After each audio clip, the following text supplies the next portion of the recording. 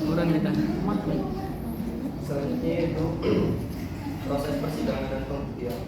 Proses persidangan yang tahap pertama pemeriksaan adalah pemeriksaan administrasi. Administrasi perkara diurus dan dikelola oleh petugas tersendiri di bawah koordinasi panitra dan sekretaris jenderal. Tahap yang kedua adalah pemeriksaan pendahuluan. Hal ini diatur dalam pasal 39.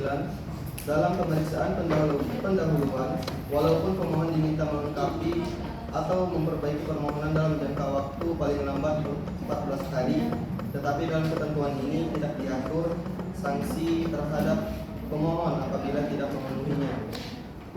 Tetapi dengan tidak dilengkapi atau diperbaikinya permohonan tersebut, besar kemungkinan permohonan tersebut dalam putusannya nanti dinyatakan tidak diterima. Selanjutnya itu tahap ketiga adalah pemeriksaan persidangan.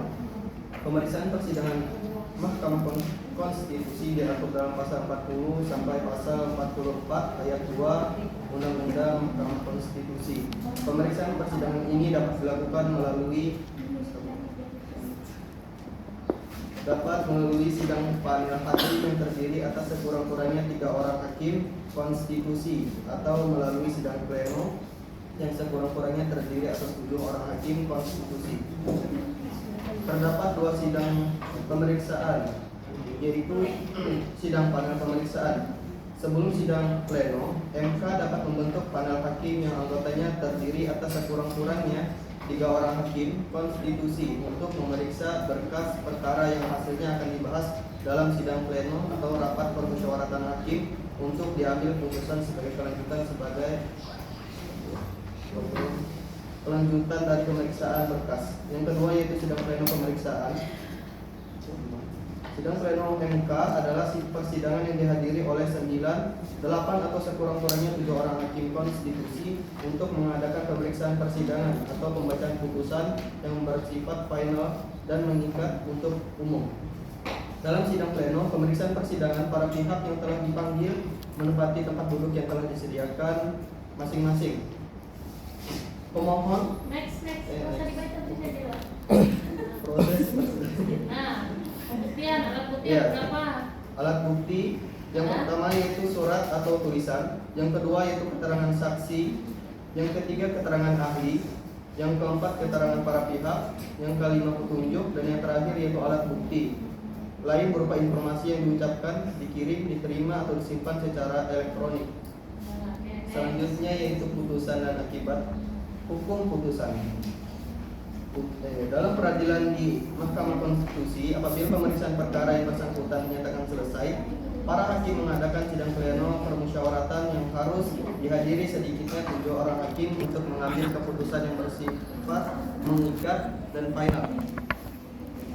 Putusan MK mengenai permohonan atas pembubaran partai politik wajib diputus dalam jangka waktu paling lambat 60 hari kerja sejak permohonan dicatat dalam buku register perkara konstitusi.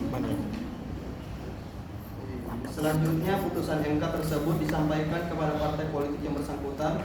Setelah diputuskan, maka selanjutnya putusan dibacakan atau diucapkan dalam sidang pleno yang terbuka untuk umum.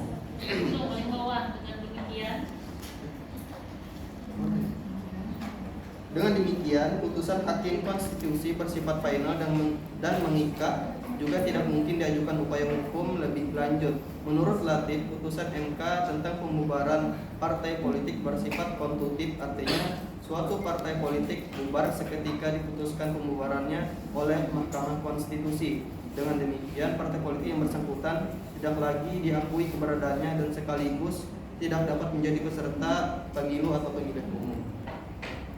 Akibat dari hukum putusan. Ada beberapa akibat hukum yang muncul dari pembubaran partai politik tersebut. Dalam peraturan Mahkamah Konstitusi nomor 12 tahun 2008 pasal 10 ayat 2. Yang pertama yaitu pelanggaran hak hidup partai politik dan penggunaan simbol-simbol partai politik tersebut di seluruh Indonesia. Yang kedua yaitu larangan menggunakan simbol-simbol partai yang dibubarkan. Yang ketiga, memberhentikan semua pejabat yang berasal dari partai yang dibubarkan. Yang keempat yaitu melarang mantan pengurus partai yang dibubarkan dalam kegiatan politik. Yang terakhir yaitu pengambilan kekayaan yang dimiliki partai yang dibubarkan kepada negara. Baik, sekian presentasi dari kelompok kami.